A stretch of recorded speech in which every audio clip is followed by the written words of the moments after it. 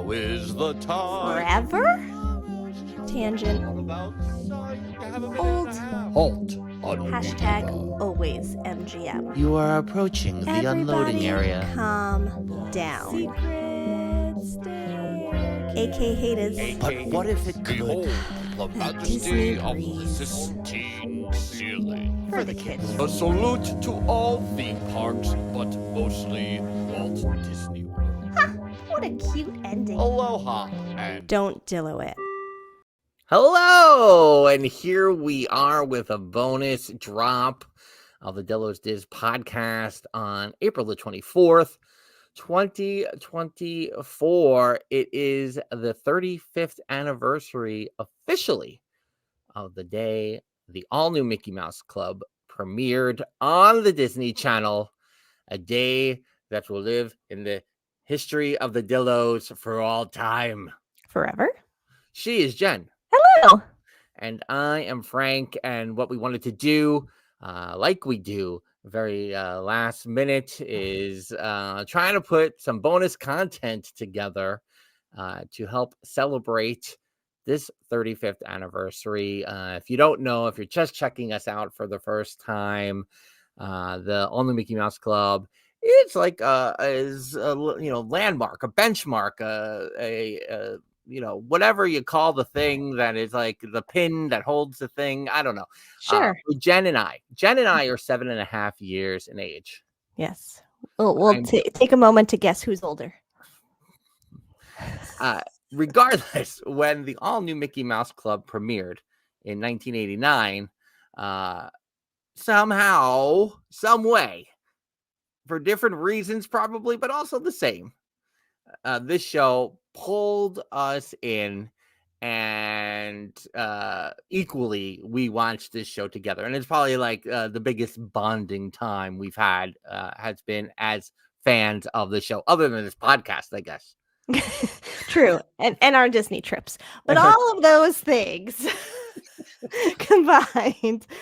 But the all new Mickey Mouse Club was a staple in our homes. It was the thing that when we would take our family Disney trips, we would make sure someone was putting in the VHS tape to their VCR to tape the episodes for us so we didn't miss anything. It was a very important show to us. We were excited to see it as part of like the Christmas Day parades and all of the things. We loved all of it. And just to share how that story went, I would bring the VHS tape to school. I would hand it to a friend, and I would say, "My sister, she really needs to see the new episodes and find out what's happening on Teen Angel with Jason Priestley." No, I don't know, but whatever it was, I was like, "Could you please record the all new Mickey Mouse Club for my sister, not for me?" Right. No, I'm not watching it. Yeah.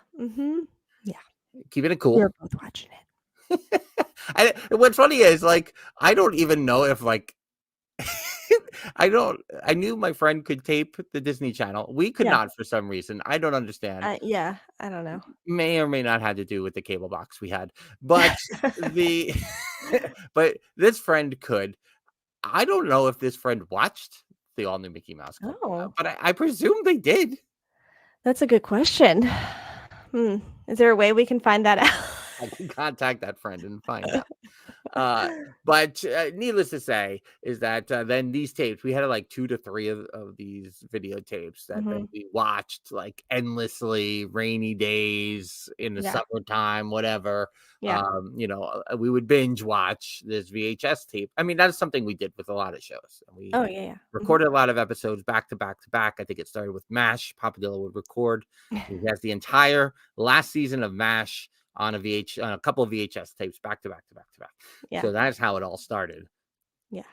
As most things, they all start with Papa Dillo. All roads lead back to Papa Dillo. There's a shirt. You get the old Back to the Future, the ride shirt. You get the road on fire. All roads lead to Papa Dillo. Yeah.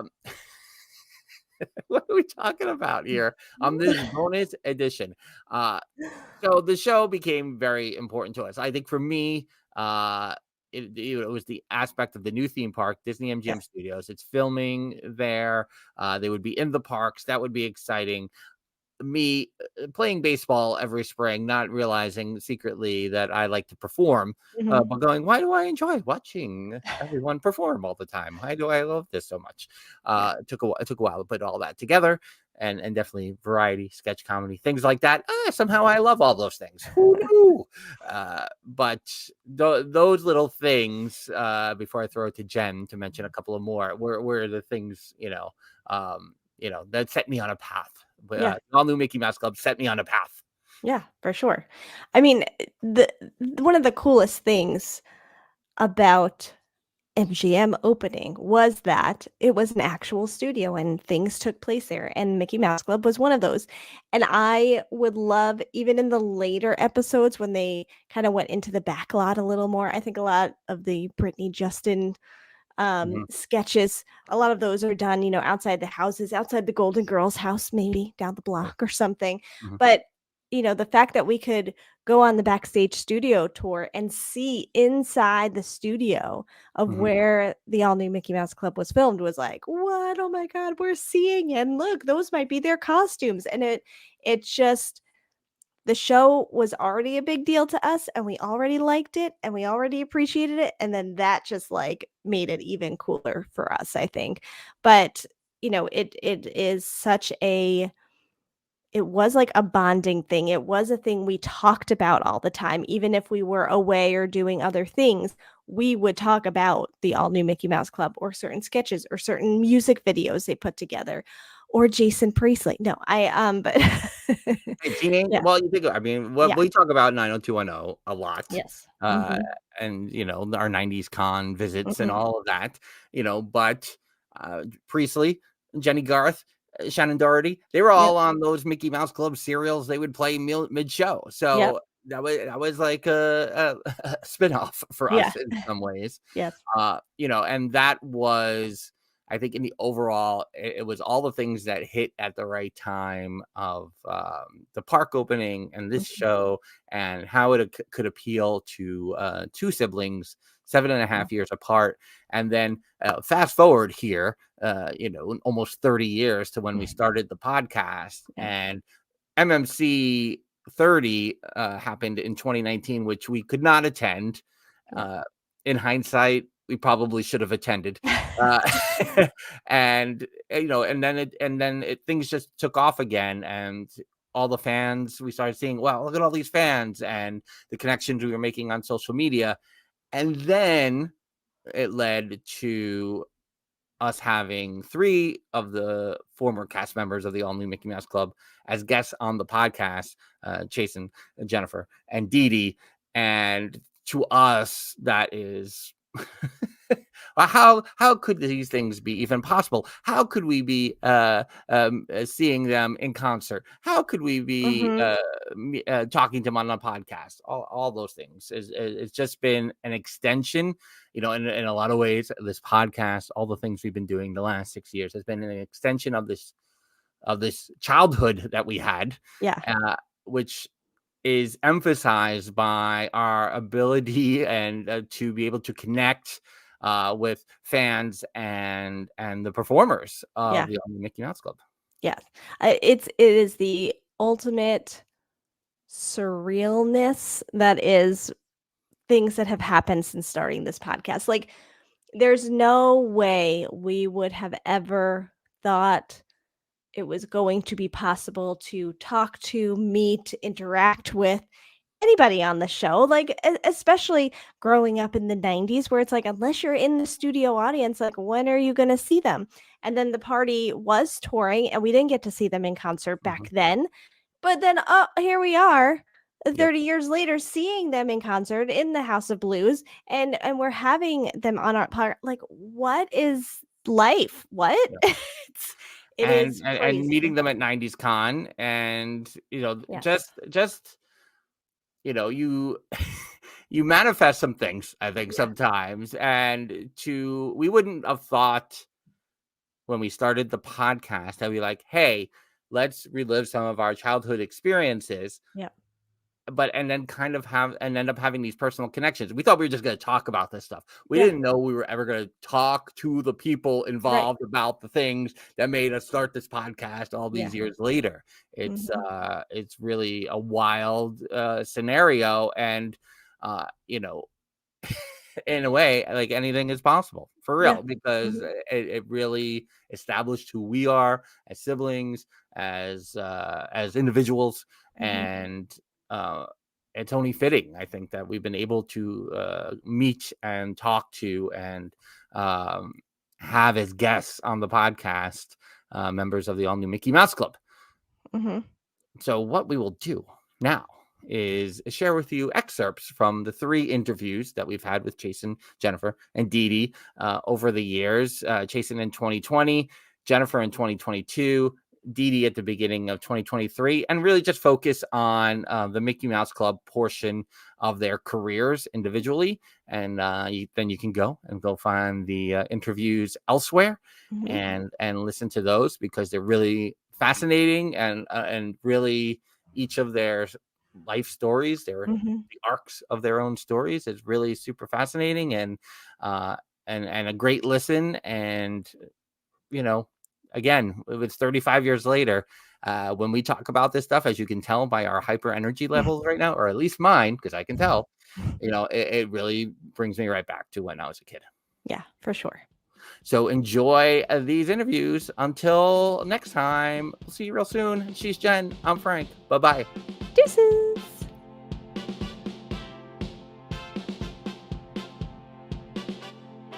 Well, I mean, I feel like this is going to be a nice common through line that, as Jen said, you found your people, you found your community, your group very early on. Because to us, you know, when we got into the Mickey Mouse Club, I feel like the thing that jumped out, you know, of the screen was that you guys had like a team energy, a team unity. Like the chemistry was palpable, really. I know that your journey there started out as an audition for a movie that was going to be based on the Mouseketeers, right? Right, yeah. Why? Because we like you, yeah. Yeah. That the first casting call they made, where they were going across the nation finding these kids, was to find the original Mouseketeers as kids, you know. So they were doing this movie about the original Mouseketeers, and I was going to play Lonnie, but Tiffany Hale was there, and she was up for Annette, and she probably landed the role of Annette. Wow. Jennifer McGill was there, so I met a number of people there, but I think that's it, honestly. Sean Phelan was there, who was in the pilot, who ended up being moved on to some other things and some other Disney movies. He wasn't in the first season by the time I went to the first season. But yeah, so at that time there was a huge writer's strike. I'm sure you've heard me say some of this before, but there was a huge writer's strike in '89, and for anybody who was alive then, and everything was reruns. Everything was getting canceled. You know, there was anything that had a budget was just getting wiped out. It was bad. And Disney, being Disney, was like, well, we're still doing this thing in Florida, because this doesn't really mess with us. We have our own channel, for one, which is subscription based at that point, so it didn't matter. And they needed something in that park. They were building that park, you know, hell or high water. They didn't care. You know what I mean? So like, I don't care if a writer strike. We're building this park because we're competing with Universal, and we're doing that. Right? This is what it's going to be. And so they needed a live-in set, you know, for something that wasn't going to be, you know, coming in or out at different times, but something that people could depend on, that it was a staple. They knew they would see if they came. So they wanted us there, and they wanted us there during holidays. They wanted us there. They wanted us there, you know, at Christmas. They wanted us there at Thanksgiving. You know, and we got really used to that. It was really crazy, you know, having that happen, where the tours and all that would come through. But yeah, initially it was a movie, and some of the kids just got moved right over to, you know, the cast. It was the same casting director, so he's like, okay, well, I'm doing this TV show, so I'm just going to take some of these kids right here and put them on this board over here now, you know. And that kind of started that, and then they continued to search and cast the rest. Cool. Yeah, I mean, Jen and I often have this inside joke kind of thing. It's not really an inside joke, but where I always blame her for the things I watched when I was a teenager, because we're 7.5 years apart in age. Yeah. So things like, oh, well, I'm just watching the Muppet Babies because Jen's watching Muppet Babies, not because. And so I think that joke happened later on when it came to me watching the all new Mickey Mouse Club. But I kind of remember early on that because I played baseball. And so I don't think I caught the first season in its initial run. I think what sparked me was there was a 4th of July special on and in Walt Disney World. And there was a Aiko Aiko in Typhoon Lagoon music video. Yeah. And I was kind of like, what is this? And what are they doing? And what's happening? and immediately, jumped on board with that and then blamed Jen for the next multiple seasons. Yeah, because when we would go to Disney on vacation, we would need someone to record the Mickey Mouse Club for us on the VHS for when we got back so we didn't miss anything. So he would be like, can you tape this for my sister while we're gone? Thanks. And it's, really for the both of us. Yeah. I used to walk up a hill in the snow. Yeah, exactly. This is what we sound like. We didn't have TiVo. We had these VHS tapes that literally rot in 10 years. Yeah, exactly. And that's what we're stuck in. Like, I didn't know how to use a timer. Yeah. You have to press play record at the same time. Make sure you start it at the beginning so we don't miss it. The first season was before #AlwaysMGM opened, as I like to call it, and then I think the later seasons was post the park opening. What was it like to even be on the site, right? Because you were on site during the final building, I guess, of the studios. Yeah, we filmed the pilot and part of the first season before the park opened. So they would bus in kids from local schools and different places. Probably different parts of the park to come over, and they would kind of bring them backstage and let them into the stage area that way. But yeah, it was wild. I mean, our first season, I think our pilot, when we first came in, we were in like RV trailers, like fancy RV trailers. There was two Mouseketeers to a trailer, and I think it was during the pilot, and they were all, their back ends were backed up against Great Movie Ride, but it was they were lined up what is now Pixar Street. So we basically, our camp was like Pixar Street. Our wardrobe department was there. Yeah. We had a school close by in there. We had a rehearsal studio close by in there. All different kind of portable buildings that were set up on that street. That was all off limits. And even when the park opened, that was still off limits. That Pixar Street opened up later, as I'm sure you know. Yeah. I was actually a cast member at the studios as in character entertainment from 95 to 99-ish, somewhere in there. So, even just walking back there, knowing you guys have been back there, I was like, this is like the greatest thing ever. I mean, we were there when even all the big around the lake and before there was water in the lake. I mean, there was. I remember Jennifer McGill's mom taking her station wagon, the kind where you could like sit in the back, the kind, where there's like a random kid in the back.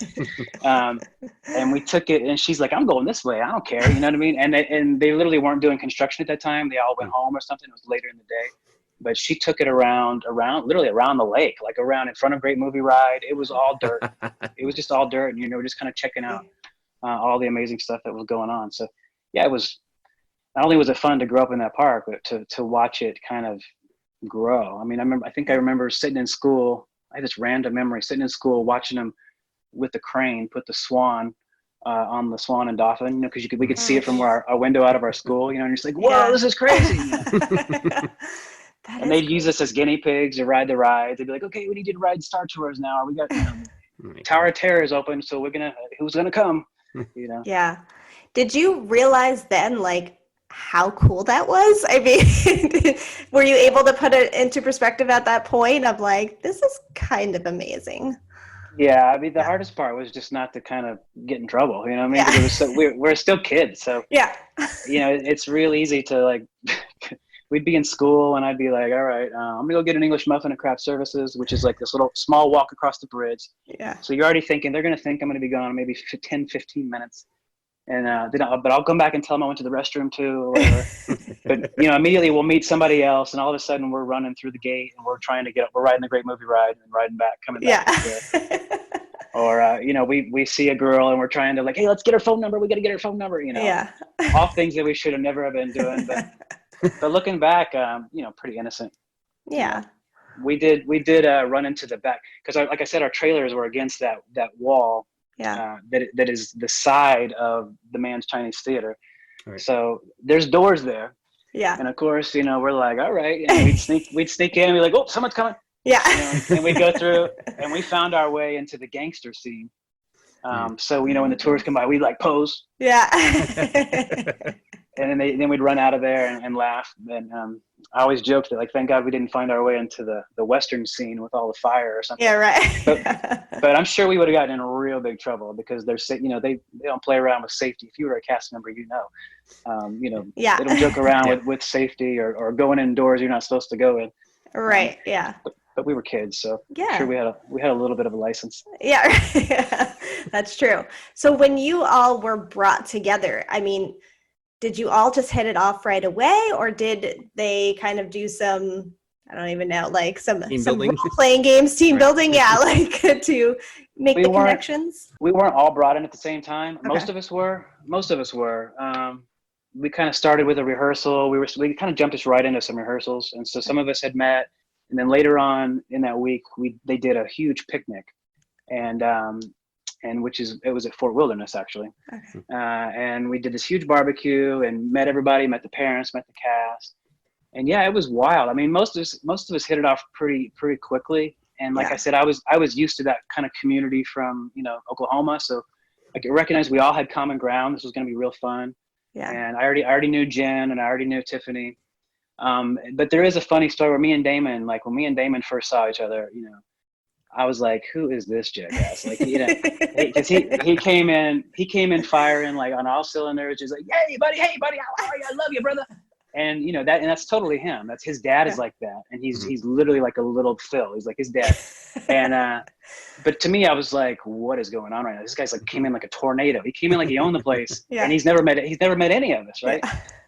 And I was coming from Oklahoma and I remember that was when I had like friendship bracelets all of my arm and like weird rings that I had made with safety pins. And like, I think I had snakeskin boots on with like ripped jeans. I was looking very rock and roll Oklahoma. Like just, I don't know what I was like. So I remember him like looking at me like going, who is this idiot with the snakeskin boots? Right? And of course, within the day, we had our arms around each other and loving each other. And it's like, Damon has that as a talent. That Damon's talent is one of the best talents ever. And he can literally walk in a room and he can make people who want to hate him love him. It's the most amazing talent. But at that party, interestingly enough, and this hasn't really ever been talked about, but at that party, breaking news. Yeah. At that party, back then they used to take you on a tram from the front of Fort Wilderness into the back, right? Oh, right. Yeah. Now you get on a bus, I think. But back then you get on trams. So or maybe because it was private to us, we had trams. They put us on a tram and trammed us over there to the area. But when I left Oklahoma, knowing all these random different people, some of those guys were rappers, a group of rappers, these three guys. And they, at my going away party, they rapped me this Mickey Mouse Club rap, I can't even remember it, but, but it was like, the Mickey Mouse wishing you good luck. It was just, it was kind of cheesy, but it was what people were doing. It was very Run DMC. Yeah. And so we were screwing around on that tram while we were riding, and me and Damon were beatboxing back and forth, and we started rapping the rap for the Mickey Mouse Club thing. Oh my goodness. Who's the leader of the club? And we were doing that while the other one was beatboxing, and we kept doing that. And Albert wasn't there yet. We met Albert later on. He came into the apartment complex because they said another guy's coming, and we were like, oh my god. and then Albert came in, and of course he fit right in like a glove with Damon and I. We couldn't really separate us. But yeah, that's kind of how that rap started. And some of the producers were listening to us, and they reminded us. They were like, you guys should do that after the song. And we were like, okay, yeah, sure. Of course. Well, and that's what I guess what maybe part of the reason why that all jumped out too, for something like that to translate over into the show, then it made you feel like you had a personal, like it connected you to the show too, to really set all that most. We were always trying to do cool things on the show because we knew, Disney was still trying to figure things out back then. They didn't have like a game plan like they have now. They have a well-oiled machine where they know what to do with artists and how to do it. We were, not that we were an experiment, but in a lot of ways we were there for the tour in the park, and they didn't really know how well we would succeed on the channel. And by the subscriptions that came in, they realized what a success it was becoming on the channel.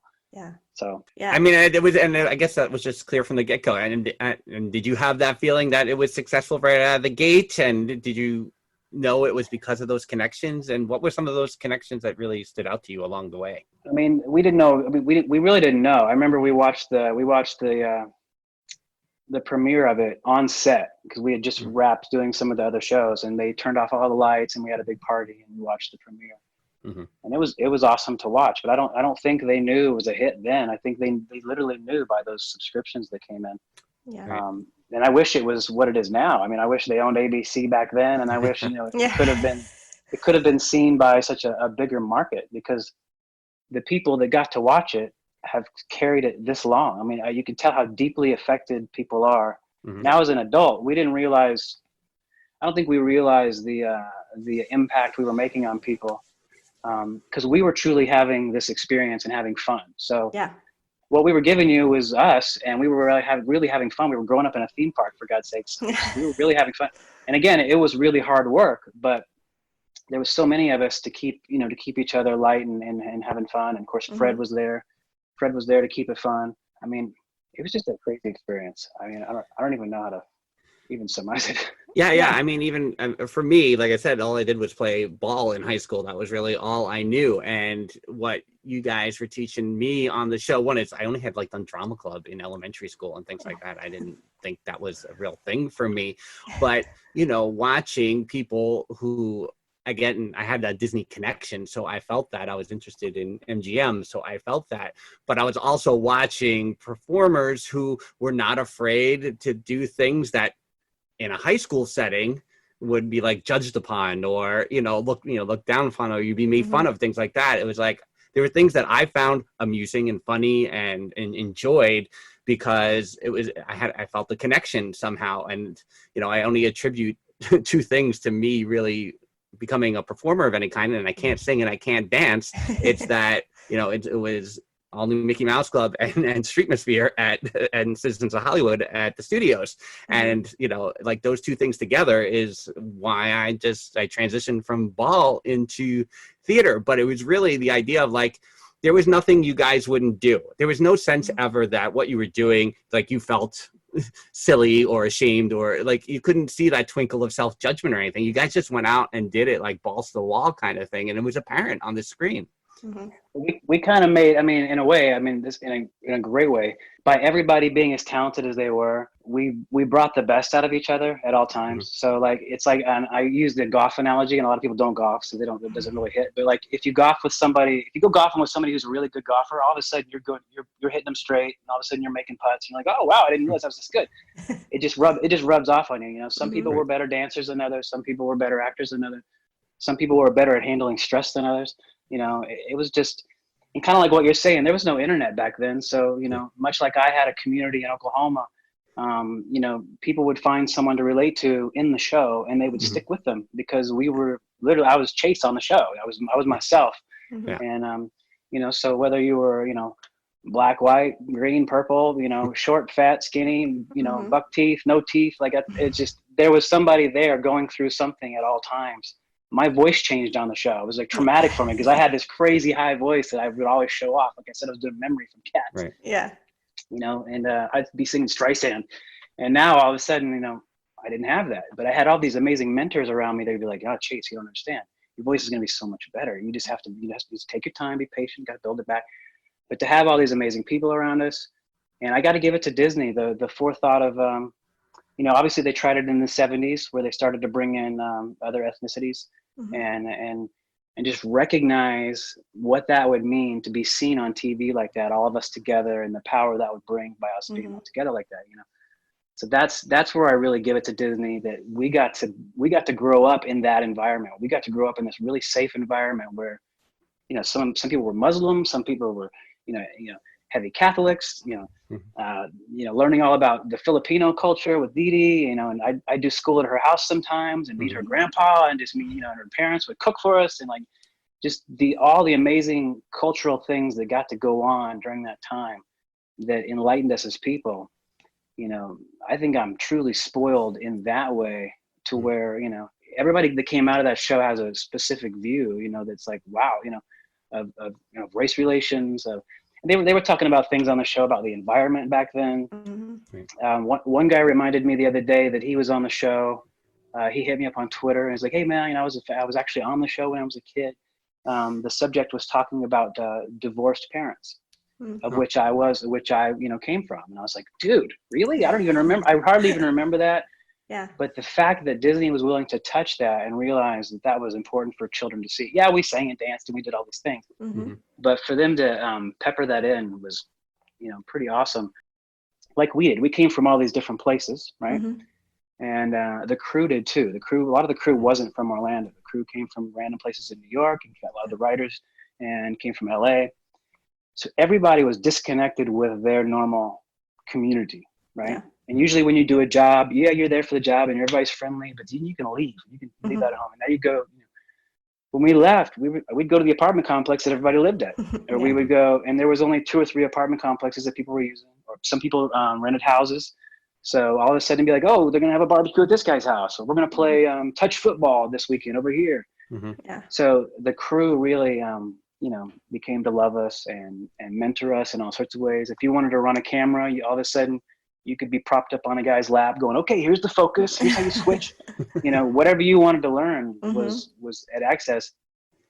I think mostly because there was a good bunch there. There was a good bunch of kids, and we wanted to learn. We were eager to learn, and of course, these people felt disconnected. So we all just bonded in such a weird way. And I've been on many shows, but nothing like this. Yeah. And everybody had that same experience. When we went to MMC 30, a lot of them talked about that. Yeah. And I think it translated to us as we're watching it. And it's also, you kind of have like Sesame Street when you're little to teach you right, wrong, or maybe Mr. Rogers or something. But then like there's this whole period of time where there was nothing out there for kids to be watching as they're going through teen years and maybe going through a divorce or learning about the environment. I mean, where else were you going to see something like that on TV? And the fact that you were all friends behind the scene came through. And I think also because you guys were also learning it, it was a good way for us to learn it because you were right there with us. So it all definitely translated.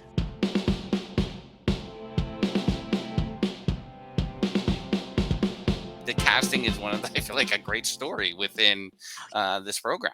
Absolutely. And I'm sure, I mean, I hope someone interviews Matt Casella at some point. I know he's probably really under the radar. So I haven't personally spoken to him for many years.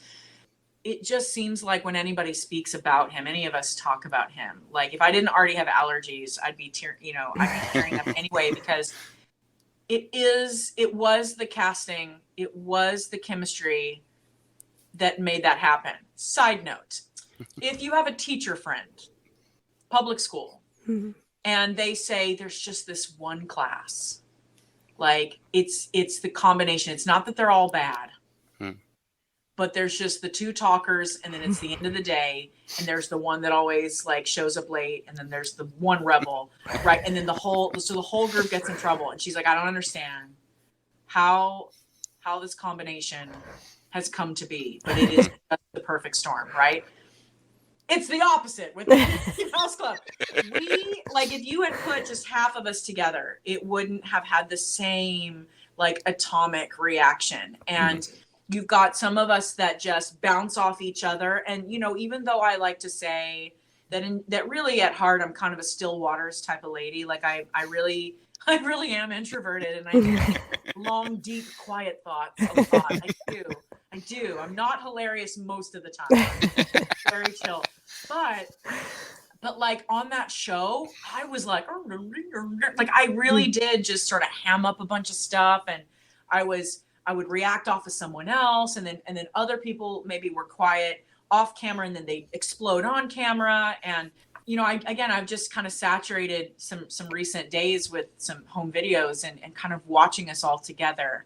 And, you know, when people didn't think anyone was looking, you know, they would just give each other this hug, or, you know, Tiffany's looking out for Lindsay when she kind of like fell face down on the ground during this, like, it's hard to explain, like a hayride or something. And people were throwing hay, and she kind of just gave this look that maybe not everyone would know what it meant, but I caught it on the video, and I was like, she's like, give her a break, man. Like, that's kind of what she looked like. And we just, you know, we were trained to be a family in the beginning. You know, over the years, it did become more professional with different boundaries and, you know, just a lot more professional growth and polish and sheen. But in the beginning, I think that's what I had to find for myself was, what is it for me being on the inside that makes me just so, like, a very unique personality of Die Hard, a very unique formula for that show? Because I was a Mouseketeer, like, why am I such a fan as well in the way that I am? Of everyone on the one side of the screen as well as everyone on the other side of the screen. And it's because at 10 years old, I was taught that was part of my family. I was taught to be a sister. We did everything together. We did all the holidays. We had Thanksgiving picnic, and we celebrated everybody's birthdays and hung out at the apartments together. And the brothers and sisters were in school with us, and the parents were on the sound stage with us. Can you imagine, like, 8 momagers on a sound stage being quiet? You know, everyone has their camcorders out. Like, it was very intertwined. And I think that's part of what made us on screen work in the beginning, was because we really just didn't have this careful pretense or this, like, boundary with each other. We really were all just like, we're all together. Yeah. We're just all together all the time. And I think that showed, you know, there was such a comfort level there. Yeah. Especially for some of us who maybe were, like, more compartmentalized and, like, could be introverted at times. We felt permission to, like, yeah, go big, go goofy. It's great. You know, especially me, who didn't have anything else to compare it to. Like, Brandy had been on Broadway. Braden had been on Broadway. Albert was this accomplished ballet dancer and had done a lot of work. Like, most of them I felt had more experience than I did. And looking up to them and feeling like I was a part of a family was, you know, I didn't know how important that was at the time, you know. So that's what I saw. And I think that was the point. Matt wanted it that way. Yeah. Matt wanted us to be all different, but come together like we did. And he wanted you to see that. Yeah. He wanted you, and that's exactly what happened, which is why I'm saying, like, it's like your brothers and your sisters and the neighbors and the people that you should be hanging out with are on the screen. Yeah, and I think everyone watching felt represented in one way or another, and whatever part of the country you were from, whatever background you were from, you connected with someone on the screen, if not everyone, for different reasons. Yeah. Yeah, there was something for everybody. You know, I think that was a big goal. Yeah. You know? Is there a particular story or time like that you were just as a group, it doesn't have to be the whole group, small group, just hanging out in the parks, like, for a day, riding the rides? Is there something in particular, like, where you were let loose, like you were saying, like, what are we doing, that stands out to you? Well, it's funny because I never, like, escaped into the parks. I'm sure it happened. I think, like, one time, like, the nuttiest thing I personally ever did was, do you remember that they had those cardboard cutouts, like, or there was like a photo op station, and it was like life-size colorful cutouts of us? That was my 8th grade outfit. Like, it was the crocheted orange crop top sweater thing over this, like, flower. I know exactly what you're talking about. Onesie, okay, and probably, like, white Keds, with, like, the overbang. It's very similar. It's a very similar structure of the hair. Just, you know, we weren't shaved and we weren't lavender at the time.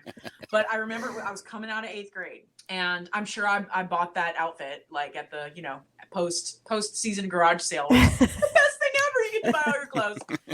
And but we took our pictures for the year, and then that's what they used. And so I got into the same outfit, and I went and took a picture with myself, like, during park hours. That was really nutty. And, like, the people who were around were like, what? We weren't trained back then to see it quickly because there were no cell phones. So it wasn't like we were like, oh my gosh, that's happening. I don't know what, you know, oh my gosh. Yeah. It was just more like, hey, is that like, same outfit as on the picture. That's weird. Did she know that the picture has the same? It was that. So no, everyone was real slow trying to figure out what was going on, but it was very exhilarating because literally, who can do that? Like walk out into Disney and there's a thing dressed that's you, and you go take your picture. So super surreal. I have nothing else to compare that to.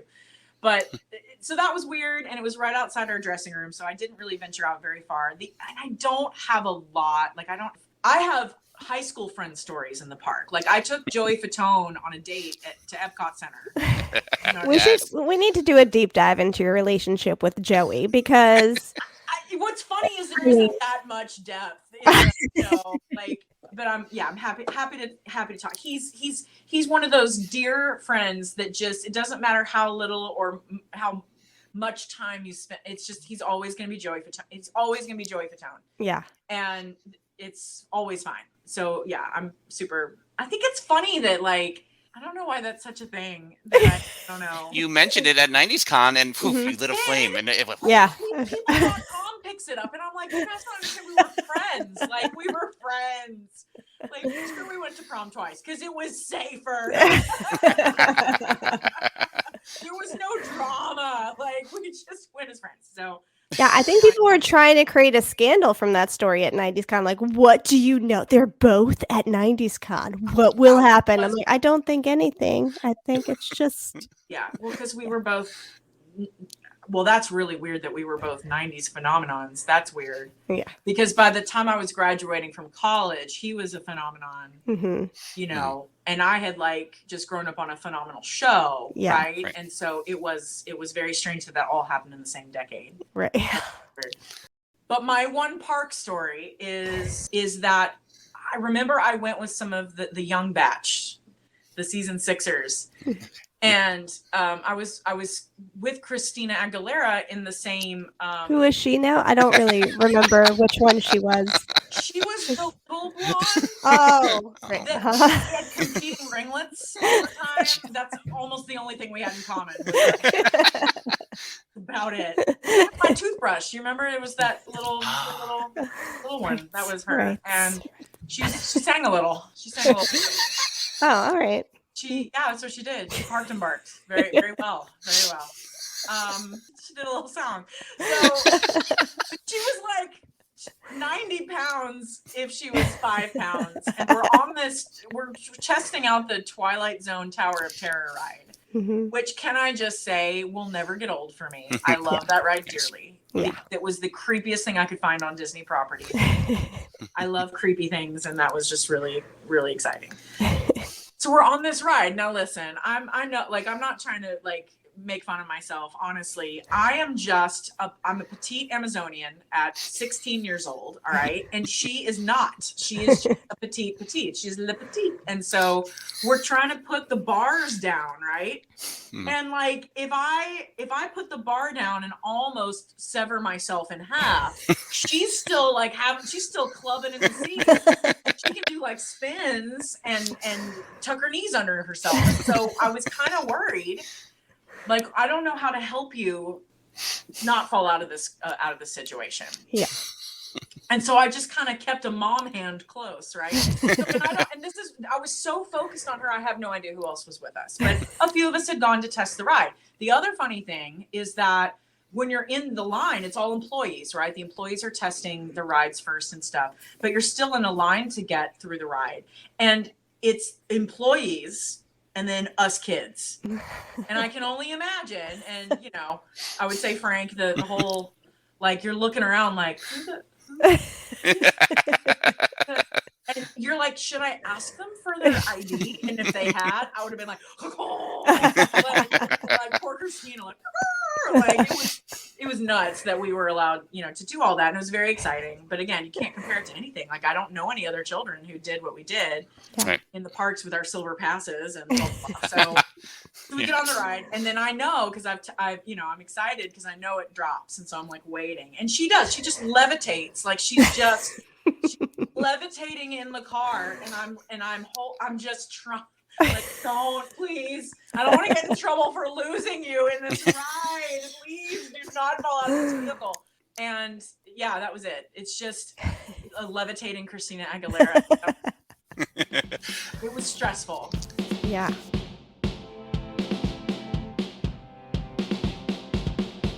Well, I pretty much learned everything that I know now on the set of the Mickey Mouse Club.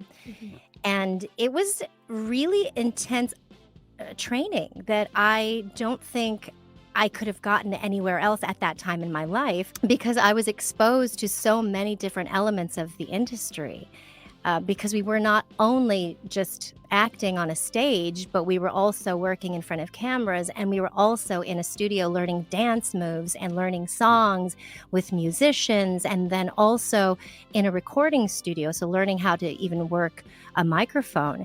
We were doing line readings, and at the like, or table readings, excuse me. We were doing table readings before, working on skits. And these are things that were so foreign to me prior to the Mickey Mouse Club. So I am so appreciative of that learning experience that I probably did not appreciate it at that time. I didn't really realize what all went into the training aspect of that show. And I'm also grateful that I didn't think of it as work so much, because I was enjoying myself so much. I have such fond memories about my experience on the show and getting to sing these songs that I heard on the radio, and then getting to do these fun skits and wear cool costumes and get hair and makeup done in the makeup hair trailer, and it was it, and then working at Disney World. You can't, it just doesn't get any better than that. Like, as far as I'm concerned, I had such an amazing experience. And so, it really did prepare me for, and I didn't know what was going to happen after the Mickey Mouse Club, besides, being part of the party and going on tour with that singing group. I didn't know what my career was going to be beyond that.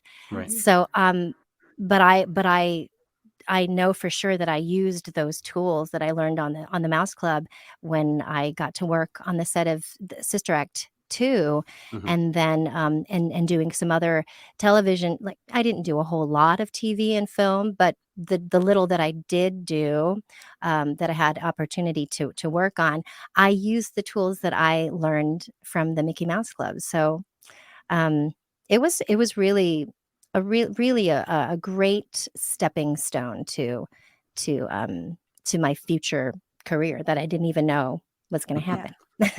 And I can't remember if we talked about it maybe with Jennifer a little bit, just the casting side of the Mickey Mouse Club and kind of who was chosen. It just seems like a genuine group of talented kids at the time, but also you all, I mean, at this stage especially, but even as it came across on the screen, you all seemed like kids, like us. We could connect. And Frank and I often talk about that. Even with the age difference, there were kids we could connect to on the show.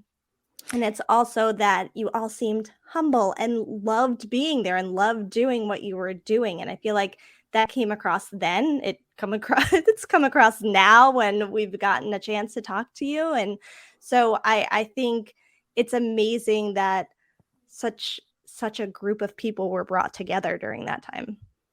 Oh yeah. I wish that I knew it was Matt Casella who chose me to be on the show. Because I honestly can't remember who cast me. Yeah. I know that I went through the audition process once or twice in Los Angeles, and then the final callback in Orlando. But I don't remember exactly who was in the room. I mean, my memory has gotten worse as I got older, as I'm getting older. But I'm so impressed with everybody who remembers all of those details and names. I'm terrible with names, but I am grateful that the show really was, a group of kids that were just kids. Yeah. And I think that it was on purpose that they hired kids that didn't have an extensive resume. I think that was that was on purpose and to get the kids next door type of feel. Yeah. Mhm. Of course, there was Rocky, who was the star of Star Search, who I was familiar with. I was very starstruck when I met her. But everybody else, even though I found out later that Braden and Brandy had been on Broadway, and then I'm sure there were other cast members who had done much more than I had done at that time. For the most part, we were just a bunch of kids, who shared the same interests in performing and then, singing and dancing and acting and just loving that experience altogether. Before we pivot into the party a little bit, is there any? If I'm going to try to jog your memory here that you just talked about, are there any memories you have of kids being let loose in Disney World? Do you? You got a brand new theme park. The world is your oyster. Is there any? Yeah. I had shared this memory a couple of times. It's one of, and I share it often because it's one of my favorite memories. And I don't even know why we were there that late, but it was late. And it was late because I know there weren't patrons in the park at this time. They were cleaning the streets. They were cleaning the streets of the MGM Studios. At that time, it was called the MGM Studios. Now, what is it? The Hollywood Studios? We still call it MGM, though. Okay, so it's fine here. Yeah. Me too.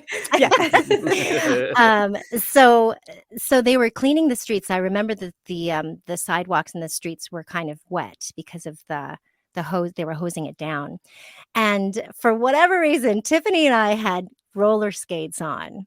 And this is so dangerous. And I know that we could get in so much trouble just talking about it. But like, it's been so many years, people are not and I remember hanging on to the back of the trams and like just being pulled by the trams while we were on our roller skates. There is no way that I would ever allow my children to do that. Okay. Now as a mom, I'm like, Right. I can't believe that they let us do that. But they must have been going really slow because it's not like they didn't know we were there. You know, we were like, or maybe they didn't. I don't know. But that's one of my favorite memories. Just being a kid and on the lot of MGM Studios. That's really funny. Yeah, that and Mickey Mouse ice cream bars. You know, the ones that not the one that has all the chocolate, the hard chocolate around it, but like it's like half vanilla, half the mouse ears were chocolate. Yeah. You know what I'm talking about? Yes. Yeah. They don't now that make you those say it. anymore. No, they don't. Yeah. I was gonna say, I haven't seen one of those in a while. Yeah. Yeah. Those are my favorites. That was one of my favorite things to get in the park while I was going to the bathroom while we were in school. It's like, I gotta go to the bathroom, and then I go and stick to the bathroom. The perks. Yes.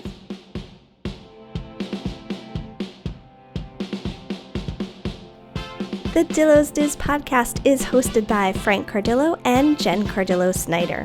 Music produced by Matt Harvey. Logos and video production courtesy of Snidillo Studios. Dillo's Diz Resort is our Patreon with tiers starting as low as $1 per month. You can visit dillosdizresort.com to learn more. Follow us on TikTok, Instagram, X Twitter, and Facebook at Dillo's Diz. Check us out on YouTube by visiting youtube.com/DillosDiz. Don't forget to like and subscribe while you're there. We also have merch available on TeePublic and Etsy. For all this and more, visit our one-stop shop, dillosdiz.com. Dillo's Diz Podcast 2024.